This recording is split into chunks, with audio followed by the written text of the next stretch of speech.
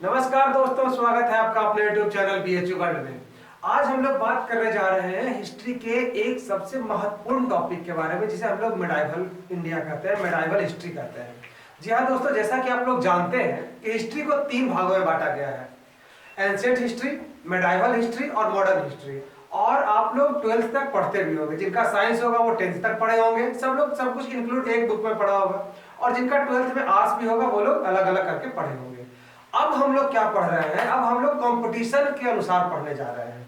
हम लोग इतिहास अब ज्ञान के लिए नहीं, परीक्षा में लिखने के लिए नहीं, बशर्ते टिक करने के लिए, मतलब ऑप्शनल के लिए पढ़ने जा रहे हैं। तो ये बात अपने माइंड में पूरी तरह से आप बैठा लें कि हम लोग अब जो पढ़ेंगे वो एग्जाम के पॉइंट ऑफ व्यू से पढ़ने जा रहे हैं और किसी भी काम के लिए नहीं। इतिहास में आजकल जो सामाजिक मुद्दा है उससे भी अलग हटके, जो आपका राजनीतिक मुद्दा है उससे भी अलग हटके, सिर्फ और सिर्फ एग्जाम पे फोकस करेंगे।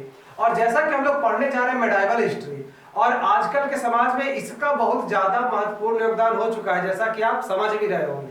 लेकिन हम लोग जो भी बात करेंगे इस हिस्ट्री में, सिर्फ अपने एग्जाम के पॉइंट ऑफ व्यू से बात करेंगे। जो फैक्ट है उस पर बात करेंगे और जो हिस्टोरियंस लिखे हैं उस पर बात करेंगे।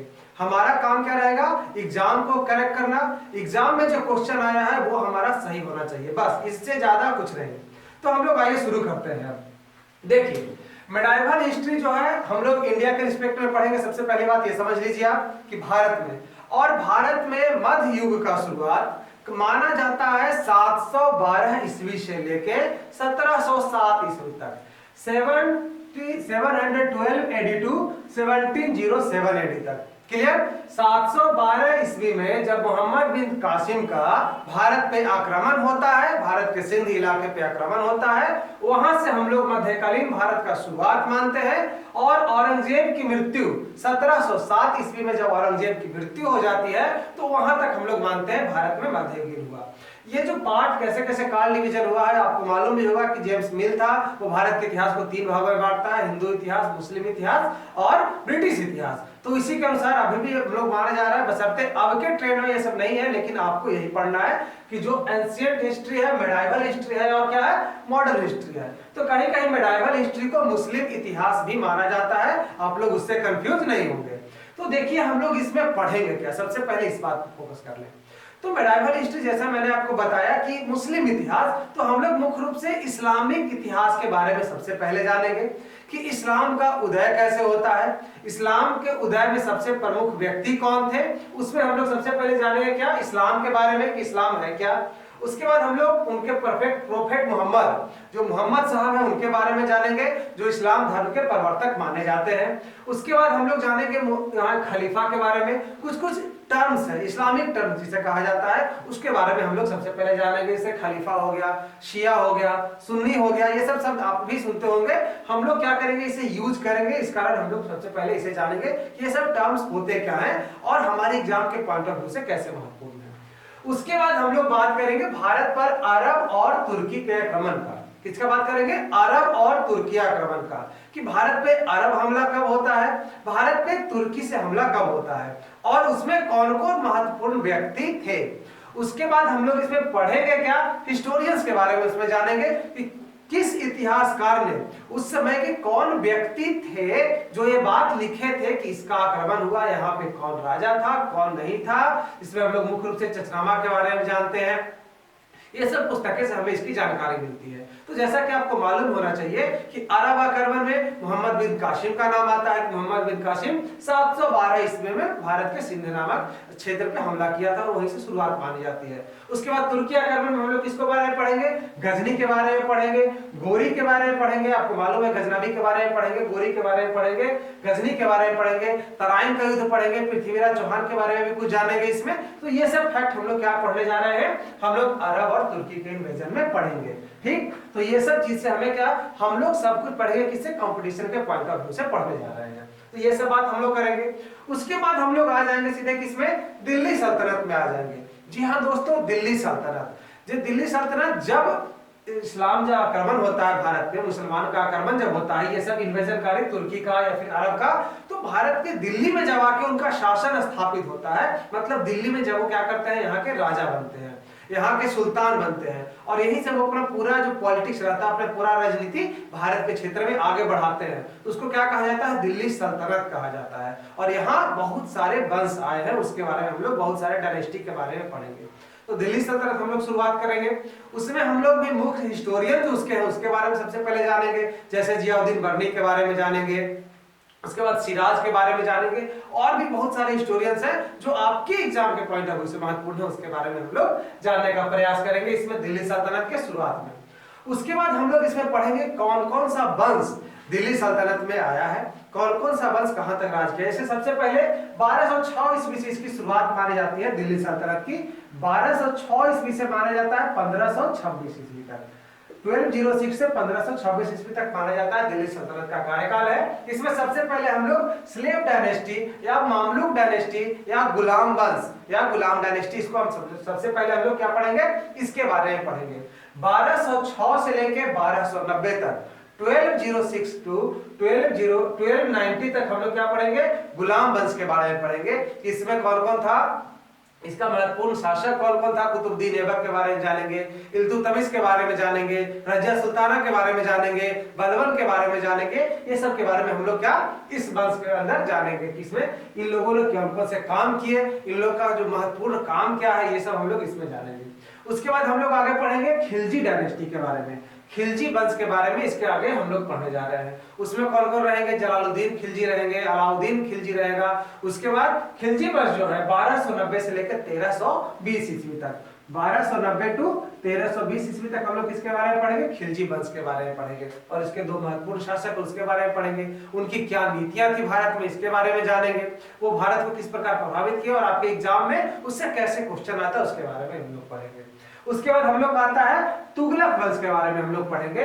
1320 से जो आगे जो आता है 1414 1320 से 1414 तक हम लोग किसके बारे में पढ़ेंगे, तुगलक वंश के बारे में पढ़ेंगे। तुगलक वंश के बारे में हम लोग किसके बारे में, गयासुद्दीन तुगलक के बारे में पढ़ेंगे, मोहम्मद बिन तुगलक के बारे में पढ़ेंगे, फिरोज शाह तुगलक के बारे में पढ़ेंगे। और उसके बाद जो भी वंश आते हैं उसके बारे में भी जो इंपॉर्टेंट है आपके लिए हम लोग उसके बारे में क्या आगे पढ़ेंगे। ठीक, तो हम लोग तुगलक वंश के बारे में पढ़ लेंगे। उसके बाद हम लोग पढ़ेंगे सैयद डायनेस्टी के बारे में, सैयद वंश के बारे में हम लोग इसके बारे में पढ़ेंगे, जो 1414 से लेके 1451 1414 टू 1451 तक, जो बहुत ही इनका छोटा कार्यकाल रहा है, लेकिन इनके कुछ काम जो है बहुत महत्वपूर्ण रहे हैं, इस कारण हम लोग इसके बारे में पढ़ेंगे।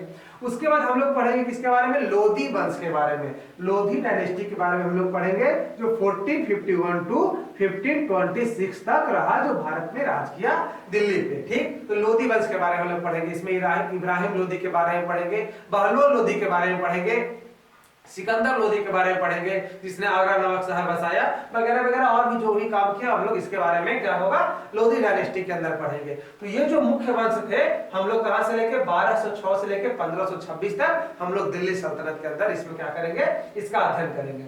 और उसके बाद हम लोग क्या देखेंगे, दिल्ली सल्तनत का प्रशासन का भी कुछ भाग देखेंगे जो कहीं कहीं एग्जाम में आपसे पूछ देता है। जैसे इसमें प्रधानमंत्री को क्या कहा जाता था, उसके जो रक्षा विभाग था उसको क्या कहा जाता था, जो घोड़े की रखवाली करता था उसे क्या कहा जाता था, जो दीवान था उसे क्या कहा जाता था, जो क्लर्क था अभी के पोस्ट में जो क्लर्क उसे क्या कहा जाता था। इस प्रकार के जो शब्द है उसके बारे में हम लोग इसमें जानने का प्रयास करेंगे। अब हमारे जब दिल्ली सल्तनत जब हम लोग क्लियर कर लेंगे तो हमारे पास 2-3 शब्द और है, 2-3 वंश और है जो उस समय साउथ में थे। जैसे विजयनगर साम्राज्य के बारे में हम लोग पढ़ेंगे, जहां के कृष्णदेव राय के बारे में आप जरूर जानते होंगे। कृष्णदेव राय और तेनालीराम का कहानी आप पढ़े होंगे बचपन से, अगर आप कॉमिक्स में इंटरेस्ट लेते होंगे या फिर आजकल तो सीरियल्स भी आ रहे हैं, तो हम लोग उसके बारे में भी जानेंगे विजयनगर साम्राज्य में। उसके बाद हम लोग बहमनी साम्राज्य के बारे में जानेंगे। गोल गुंबद, जो आप नाम भी सुने होंगे कि सबसे बड़ा गुंबद है गोल गुंबद, तो हम लोग उसके बारे में भी हम लोग कुछ जानने का प्रयास करेंगे। ठीक है, विजयनगर साम्राज्य और बहमनी साम्राज्य, उसमें हम लोग क्या देखेंगे, कुछ सूफी संतों के बारे में हम लोग देखेंगे, जैसे निजामुद्दीन औलिया, आपको मालूम होगा, शेख सलीम चिश्ती, ये सब का नाम आप सुने होंगे, जो भारत में बहुत ज्यादा महत्वपूर्ण है और बहुत लोग इन लोग के दर्शनार्थ के लिए जाते हैं। कुछ हम लोग उसके बारे में सीखेंगे। भक्ति मूवमेंट के बारे में हम लोग जानेंगे, जैसे रामानुजाचार्य, उस सब को शंकराचार्य, ये सब के बारे में हम लोग इसमें सीखेंगे विजयनगर और बहमनी के बाद। तो यहाँ तक हम लोग का क्लियर हो चुका होगा। अब हम लोग पढ़ने जा रहे हैं भारत का सबसे इंपॉर्टेंट मेडाइवल पीरियड का टाइम, जिसे हम लोग मुगल एम्पायर कहते हैं, मुगल वंश के बारे में कहा जाता है। मुगल वंश जिसकी शुरुआत भारत में 1526 ईस्वी में होती है और भारत में इसका अंत 1857 ईस्वी में अंग्रेजों के द्वारा किया जाता है। तो हम लोग लेकिन जानेंगे कहां तक, 1707 तक ही जानेंगे, औरंगजेब की मृत्यु तक। उसके बाद हम लोग सीधे मॉडर्न इंडिया में बाकी के वंश के बारे में पढ़ते हैं। हम लोग कहां पढ़ेंगे, मुगल साम्राज्य में 1526 से लेके 1707 तक। 1526 में जब बाबर भारत में आक्रमण करता है और जीतता है, वहीं से लेके हम लोग 1707 औरंगजेब की मृत्यु तक हम लोग क्या करेंगे, पढ़ेंगे। ठीक, तो इसमें सबसे पहले हम लोग किसके बारे में पढ़ेंगे, मुगल वंश के बारे में, इसके हिस्टोरियंस के बारे में पढ़ेंगे कि इसके कौन कौन इतिहासकार रहे हैं। जैसे बाबर खुद अपना पुस्तक लिखता है, हुमायूं, गुलबदन बेगम लिखती है हुमायूंनामा, उसके बारे में, इसको भी एक हिस्ट्री का अच्छा पुस्तक है। उसके बाद अकबर के बारे में जो लिखा जाता है, अकबर का इतिहास, हम लोग जहांगीर का इतिहास, शाहजहां का इतिहास, जो भी हिस्टोरियन उसके टाइम का रहा है, हम लोग सबसे पहले उसके बारे में जानेंगे। और उसके बाद हम लोग इसके वंश के बारे में पढ़ना शुरू करेंगे। इसमें सबसे पहले किसका रहेगा, बाबर का रहेगा। बाबर 1526 से लेकर 1530 तक इसका रीजन रहा है। उसके बाद हम लोग हुमायूं के बारे में पढ़ेंगे, 1530 से लेके फिर आगे। जब हुमायूं का, आपको मालूम होगा, हुमायूं का निर्वासन भी होता है। मुख्य रूप से 1556 में इनकी मृत्यु होती है, लेकिन बीच में क्या होते हैं, शेर शाह सूरी के द्वारा निर्वासित कर दिए जाते हैं। तो हम लोग बीच में सूर्य डायनेस्टी के बारे में पढ़ेंगे, 1540 से लेकर 1555 तक का जो इतिहास है, 1540 से 1555 तक का जो सूर्य वंश का, शेर शाह सूरी के बारे में हम लोग इसमें जानने का प्रयास करेंगे।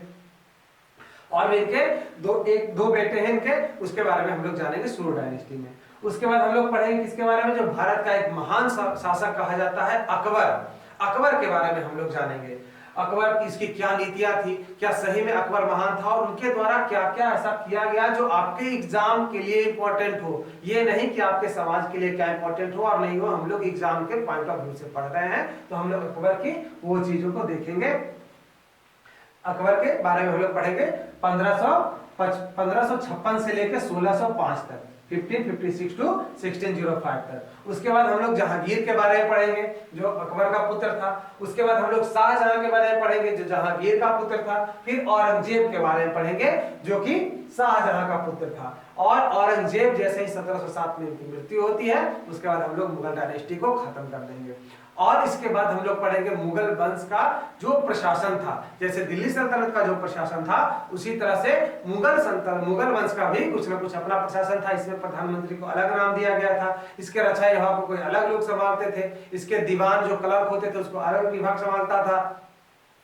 और इसके जो शासक हैं वो किस क्षेत्र को विजिट किए, किस प्रकार से विजिट किए, सबसे पहला कौन विजिट किए, सबसे बड़ा क्षेत्र किसका था, सबसे छोटा क्षेत्र किसका था, कैसे मुगल वंश का पतन हुआ, इसका महत्वपूर्ण कारण, ये सब कभी कभी एग्जाम में पूछने लगा है, तो हम लोग इसके बारे में भी डिस्कस करेंगे। ठीक, उसके बाद हम लोग पढ़ेंगे मुख्य रूप से इसका आर्ट और कल्चर, जैसे ताजमहल का निर्माण शाहजहां करवाया है, वहां फिर फतेहपुर सीकरी का निर्माण अकबर करवाया है। तो मुगल वंश के द्वारा जो भारत में दिया गया आर्ट के रूप में और यहाँ के हेरिटेज साइट के रूप में, उसके बारे में हम लोग देखेंगे कि ये लोग अपने रीजन में कहाँ किला बनवाए, कौन सा किला सबसे ज्यादा महत्वपूर्ण है जो आपके एग्जाम में आ सकता है, हम लोग उसके बारे में कुछ जानेंगे। और इनके कुछ कल्चर के बारे में भी जानेंगे जो भारतीयों को अभी तक प्रभावित कर रहा है और आपके एग्जाम में भी आता है। तो यहाँ तक हम लोग पढ़ के मेडाइवल हिस्ट्री का काम खत्म कर देंगे।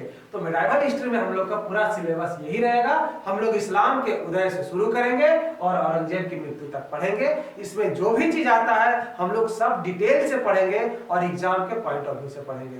दोस्तों, कहा जाता है कि इतिहास ऐसा चीज है जो आज पढ़िए कल सफा, लेकिन अगर आप ध्यान से पढ़ेंगे, इंटरेस्ट से पढ़ेंगे और एक कहानी के रूप में पढ़ेंगे, सबसे महत्वपूर्ण बात यह है एक कहानी के रूप में पढ़ेंगे तो आप कभी नहीं भूलेंगे। ये बात आप मान के चलिए। आप जैसे ही इतिहास पढ़े, कोई भी हिस्ट्री पढ़े, मेडाइवल पढ़े, मॉडर्न पढ़े, एंशिएंट पढ़े, उस दौर में कुछ देर के लिए चले जाए, लगे कि खुद आप देख रहे हैं। आपको जब से ही ये फीलिंग आ जाएगा, आप आसानी से उसको याद करना शुरू कर देंगे, आपके दिमाग में बैठ जाएगा, एक खाका तो जरूर तैयार हो जाएगा कि ऐसे ऐसे हुआ होगा, और आप ऑप्शंस के सहारे भी क्या हो सकता है, क्वेश्चन को सॉल्व कर सकते हैं। इस कारण इतिहास कोई बोरिंग सब्जेक्ट नहीं है, आप ये बिल्कुल न माने। यह एक इंटरेस्टिंग सब्जेक्ट है जो आपसे हमेशा जुड़ा रहेगा, आगे भी और पहले भी जुड़ा हुआ था। इस कारण आप इंटरेस्ट से पढ़ें, कोई भी दिक्कत हो हम लोग यहाँ पे है, आपको पहले से मालूम है। ये लेक्चर पूरी तरह से पब्लिक नहीं जा रहा है, आपके लिए ही बस ये बनाया गया है कि आप इससे मेडिकल हिस्ट्री का खाका अपने मन में तैयार कर लें और हम लोग पूरी तरह से इंटरेस्ट लेके इसमें क्या करेंगे, इसका अध्ययन करेंगे। तब तक आप ध्यान से पढ़ते रहिए। मिलते हैं अब फर्स्ट लेक्चर में, जो आपका इसका सबसे पहला लेक्चर होगा उसमें मिलते हैं। तब तक आप लोग ध्यान से पढ़ते रहिए। बहुत बहुत धन्यवाद।